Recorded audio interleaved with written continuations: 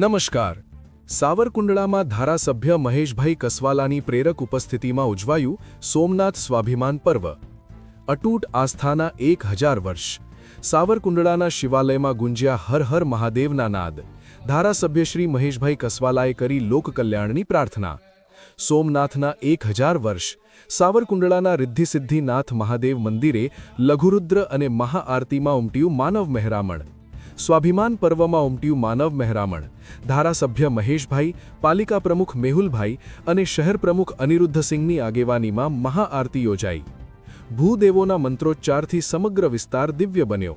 હજારો ભાવિકોએ લીધો દર્શન પ્રસાદનો લાવો. સાવરકુંડલા શિવભક્તિ અને સાંસ્કૃતિક અસ્મિતાનો અનોખો સંગમ. સોમનાથ મહાદેવ મંદિરના અખંડ સ્વાભિમાન અને આસ્થાના 1000 વર્ષ પૂર્ણ થવાના ઐતિહાસિક અવસરે સમગ્ર રાજ્યમાં ભક્તિમય ઉજવણી થઈ રહી છે, જે અંતર્ગત સાવરકુંડલા શહેર ભારતીય જનતા પાર્ટી પરિવાર દ્વારા શ્રી રિદ્ધિસિદ્ધિનાથ મહાદેવ મંદિર ખાતે શિવ પ્રસન્નાર્થે ભવ્ય લઘુરુદ્ર યજ્ઞ તથા મહાઆરતીનું ભવ્ય આયોજન કરવામાં આવ્યું હતું. આ કાર્યક્રમ સાવરકુંડલા લીલિયા વિધાનસભાના લોકપ્રિય ધારાસભ્ય શ્રી મહેશભાઈ કસવાલાની વિશેષ ઉપસ્થિતિમાં સંપન્ન થયો હતો. શાસ્ત્રોક્ત વિધિ અને ભવ્ય મહાઆરતી. કાર્યક્રમના પ્રારંભે સવારથી જ શિવાલયમાં ભૂદેવોના મંત્રોચ્ચાર સાથે લઘુરુદ્ર યજ્ઞની વિધિ શરૂ કરવામાં આવી હતી. હોમ હવન અને શિવભક્તિથી સમગ્ર વાતાવરણ દિવ્ય બન્યું હતું. બપોરે 12 કલાકે ધારાસભ્યશ્રી, ભાજપના અગ્રણીઓ અને ભાવિકોની ઉપસ્થિતિમાં ભગવાન ભોળાનાથની ભવ્ય મહાઆરતી ઉતારવામાં આવી હતી.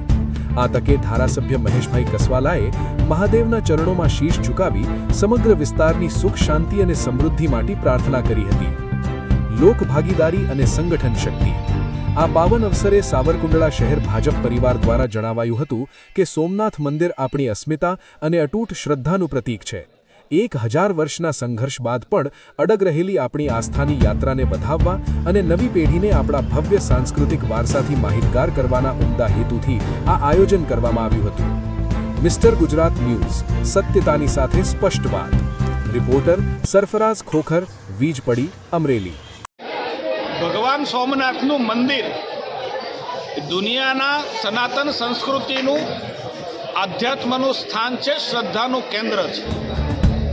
વર્ષો સુધી ઇતિહાસ એનો સાક્ષી છે કે વર્ષો સુધી એના ઉપર આક્રાંતાઓએ આક્રમણ કર્યું છે, લૂંટવાના પ્રયાસ કર્યા છે. પરંતુ મારો ભગવાન શિવ આજે પણ ત્યાં બિરાજમાન છે. એમના પર થયેલા આક્રમણોની તવારીખ જોઈએ તો એને 1000 વર્ષ થયા છે આજે. અને ત્યારે 1000 વર્ષમાં અનેક વખત આક્રમણો છતાં પણ દેવોનો દેવ મહાદેવ એનું ભવ્ય મંદિર આજે સોમનાથની અંદર છે. 1000 વર્ષ પૂર્ણ થાય છે ત્યારે દેશના યશસ્વી પ્રધાનમંત્રી પોતે પણ આ અવસરે સોમનાથ પધારી રહ્યા છે. આપણું સૌનું આસ્થાનું કેન્દ્ર છે. આપણે સૌ પણ દરેક જગ્યાએ સોમનાથ મંદિરને પ્રતીક માની અને આરતી ગુજરાતભરની અંદર અને દેશભરની અંદર થઈ રહી છે. ત્યારે સાવરકુંડલાની અંદર પણ આજે રિદ્ધિસિદ્ધિ મહાદેવ ખાતે ભારતીય જનતા પાર્ટીના કાર્યકર્તાઓ સાથે અનેક શ્રદ્ધાળુઓએ આજે આરતી કરી છે, જાપ કર્યા છે, યજ્ઞ કર્યો છે અને પોતાની શ્રદ્ધા છે એને સમર્પિત ભગવાન સમક્ષ કરી છે. હું આશા રાખું કે અહીંયા પધારેલા તમામ લોકો પણ ભગવાન સોમનાથ એના દર્શને આ 3 દિવસના ભવ્ય કાર્યક્રમમાં જશે અને પોતાની શ્રદ્ધા છે એને ત્યાં પણ સમર્પિત કરશે. ધન્યવાદ. ભાઈલાલ ખાન